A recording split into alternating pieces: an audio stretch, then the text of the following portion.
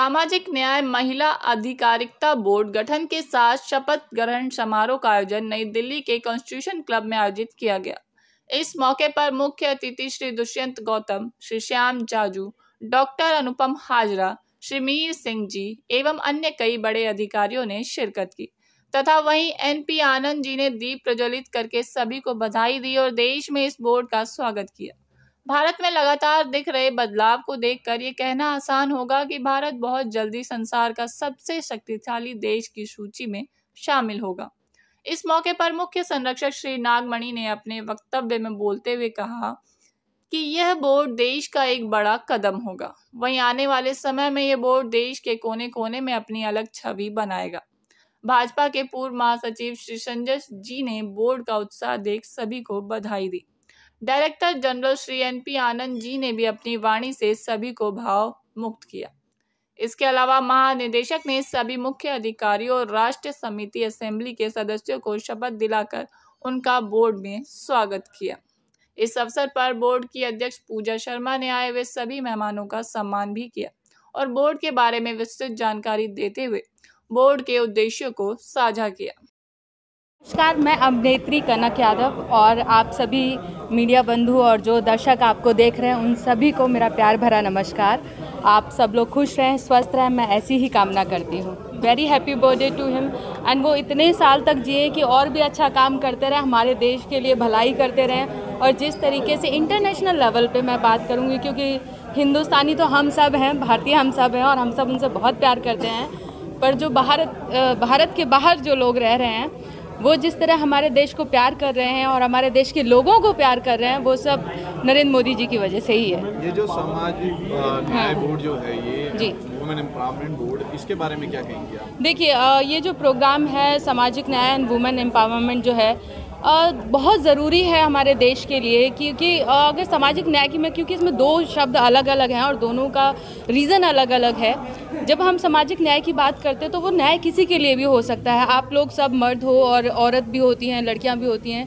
हम लड़कियों के लिए बहुत जल्दी सब लोग खड़े हो जाते हैं बिना सोचे समझे कि वो सही है या गलत है। मैं खुद एक लड़की हूँ, पर मैं ये कहूँगी कि लड़कियाँ भी गलत होती हैं। तो आप जब भी किसी पर इल्ज़ाम लगाएं तो ये सोच समझ के लगाएं कि क्या वो सच है। क्योंकि अगर मेरी माँ ने मुझे जन्म दिया, मैं उनका तहे दिल से सम्मान करती हूँ। हर किसी को माँ ने ही जन्म दिया है, उसका रिस्पेक्ट अलग है, बट बाप परवरिश करता है, भाई रक्षा करता है, एक बॉन्ड है, चाचा ताऊ सब ये भी होते हैं।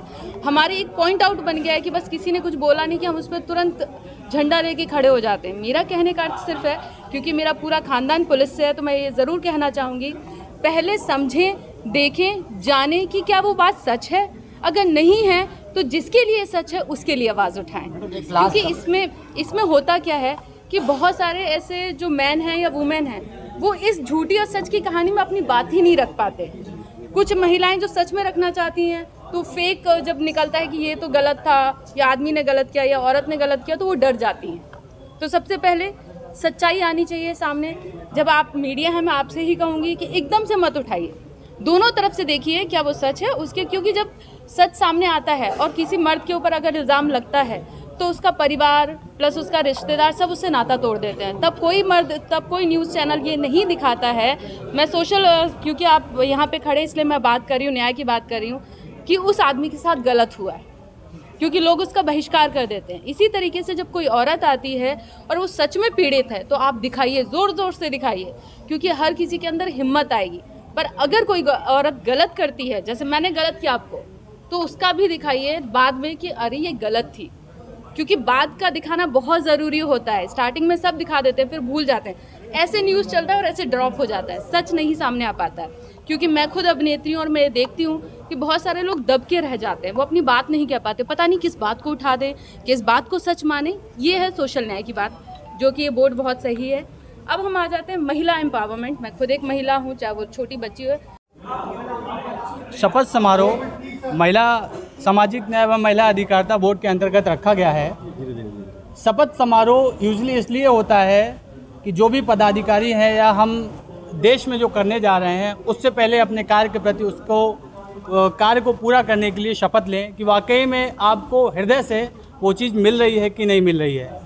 शपथ समारोह का मुख्य कारण बस यही है कि हमारे देश में जितने भी पदाधिकारी जुड़ेंगे वो आज से एकत्र होके और शपथ लेके ये कहें कि देश में हम निष्पक्षता के साथ कार्य करेंगे।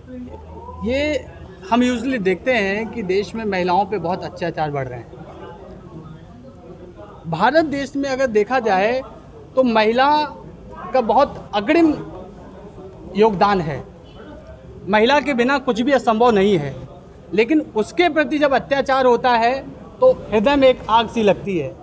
इसी के दौरान अलग अलग राजनीतिक फील्ड में अलग अलग संगठनों में काम करके ये पाया कि ऐसे बदलाव की, ऐसे मुहिम की बहुत ज़रूरत है जहां हम जिस स्टेज पे महिलाओं के लिए काम कर सकें। इसी प्रशासन जो बनाया गया है हमारे देश में प्रशस्त तो है, लेकिन क्राइटेरिया उनका जो है वो र्यूडली रहता है। तो कोई भी एक नागरिक है अगर प्रशासन के पास जाता है तो प्रशासन मतलब एक अच्छे से उनके साथ रिएक्ट नहीं करती है, ट्रीट नहीं करती है।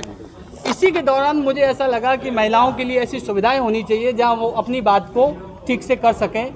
और बहुत सारे ऐसे मामले होते हैं जो प्रशासन के पास ना जाके, न्यायालय के पास ना जाके वो एक आम तौर पे निपट सकते हैं, लेकिन निपटते नहीं हैं। देश में न्यायालय के ऊपर बहुत ज़्यादा बर्डन है।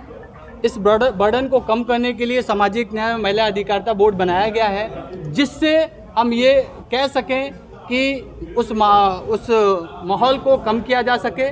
और बोर्ड के अनुसार जो हमारे पदाधिकारी हैं, जो हम बोर्ड का गठन कर रहे हैं, उस बीच में जो छोटे मामले हैं जो एक स्थिरता के साथ सॉल्व हो सकते हैं, उन मामलों को वहाँ सॉल्व कर सकें। समारोह जो है वो हमारे जो नेशनल कमेटी के डिग्नेटरीज हैं उनकी ओथ सेरेमनी भी यहाँ पर रखी गई थी, और साथ साथ यहाँ पे इस बोर्ड का उद्देश्य भी रखा गया था कि इस बोर्ड के अंदर आने वाले समय में हम देश के लिए क्या करने वाले हैं, क्योंकि एक सफल देश वही कहलाता है जिस देश के अंदर उसके नागरिक खुश हों, खुशहाली से सुरक्षित हों, वही देश एक सफल देश कहलाता है। आज प्रधानमंत्री नरेंद्र मोदी जी का जन्मदिन भी है, तो उस उपलक्ष्य में भी क्या ये कार्यक्रम रखा गया है? जी, नरेंद्र मोदी जी को सबसे पहले बहुत बहुत शुभकामनाएं हमारे इस बोर्ड के माध्यम से। बोर्ड की चेयरमैन होने के नाते मैं प्राइम मिनिस्टर साहब को बहुत बहुत बधाई देती हूं, और साथ साथ ये भी कहती हूं कि जिस तरह से नरेंद्र मोदी जी ने देश के लिए विकास किया, देश को आज उन्नति दी, प्रगति देश कर रहा है, और ये वास्तव में बहुत बड़ी बात है कि जिस लेवल पर हमारे प्राइम मिनिस्टर काम कर रहे हैं, ये हमारे लिए भी गर्व की बात है।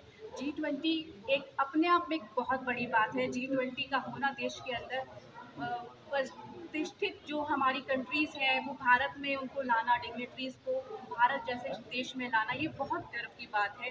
और हम चाहते हैं कि देश का हर नागरिक एकजुट होकर अगर एक फौजी की तरह सोचे तो ये देश का विकास होने से कोई नहीं रोक सकता। आपको बता दें कि देश भर में इस बोर्ड से आम आदमी और गरीब लोगों के दिलों में उम्मीद की किरण जागेगी। सरकार का योगदान और सुप्रीम कोर्ट के सहयोग से इस बोर्ड का गठबंधन हुआ है, जिसकी सभी ने तारीफ की। प्रोग्राम की शोभा बढ़ाने में कई लोगों ने अपना योगदान दिया।